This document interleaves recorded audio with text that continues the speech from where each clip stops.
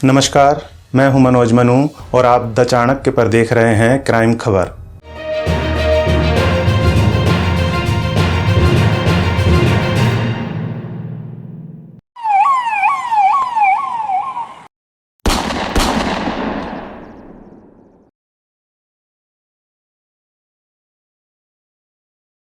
वाराणसी के मिर्जा मुराद थाना इलाके में एक जगह है तमाचाबाद, जहां 46 साल के राजेश जायसवाल अपने परिवार के साथ रहते थे।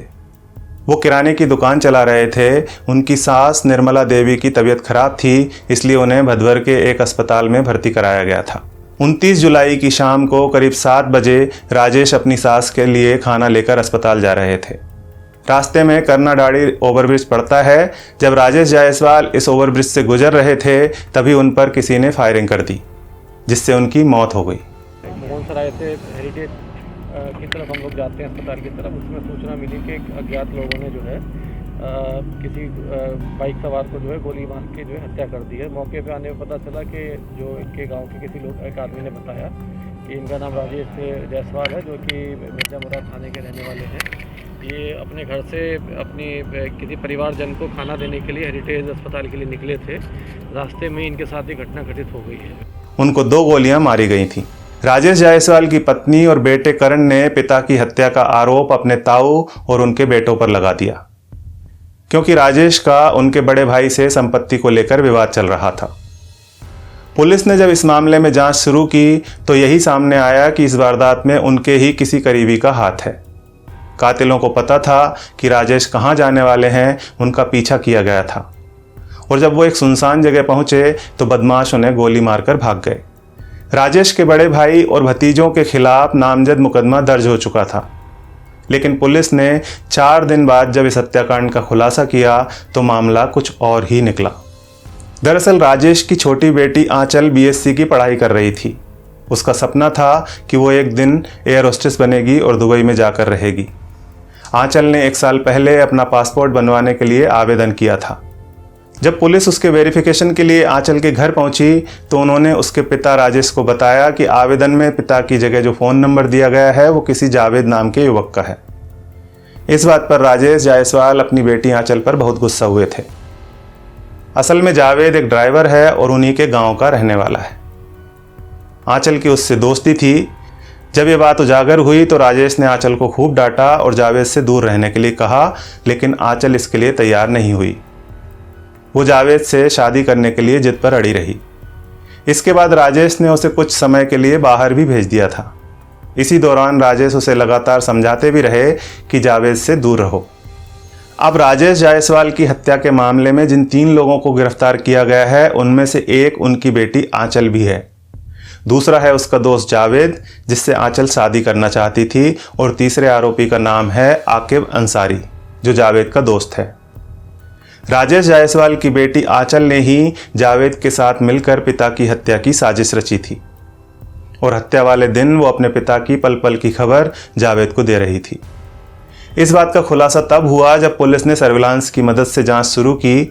उन्हें पता चला कि आंचल की एक युवक से लगातार बात होती रही है, जिसका नाम है जावेद। राजेश की हत्या के पहले भी आंचल की जावेद से बात हुई थी, और हत्या के बाद रात में भी उससे बात हुई थी, जिसके बाद पुलिस ने आंचल और जावेद से पूछताछ की।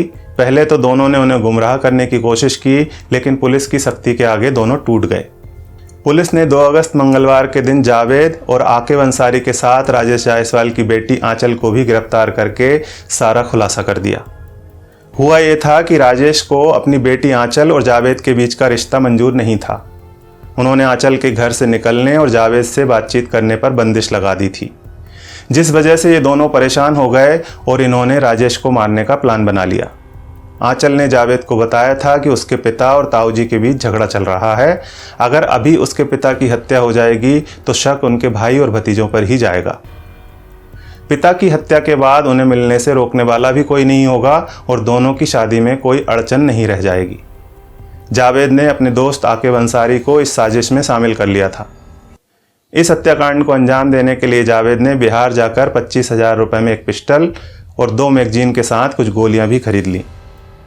इसके बाद से आंचल अपने पिता के बारे में पल पल की जानकारी जावेद को देती थी। 29 जुलाई की रात जब राजेश अपनी सास के लिए घर से खाना लेकर निकले तो आंचल ने जावेद को फ़ोन करके बता दिया कि उसके पिता भदवर जा रहे हैं। इसके तुरंत बाद जावेद अपने दोस्त आकिब को साथ लेकर उनके पीछे पीछे चल दिया। जब राजेश करना दाढ़ी ओवरब्रिज पर पहुंचे तो जावेद ने गोली मारकर उनकी हत्या कर दी। फिर उसी रास्ते वो घर लौटा और आंचल को पूरी बात बताई।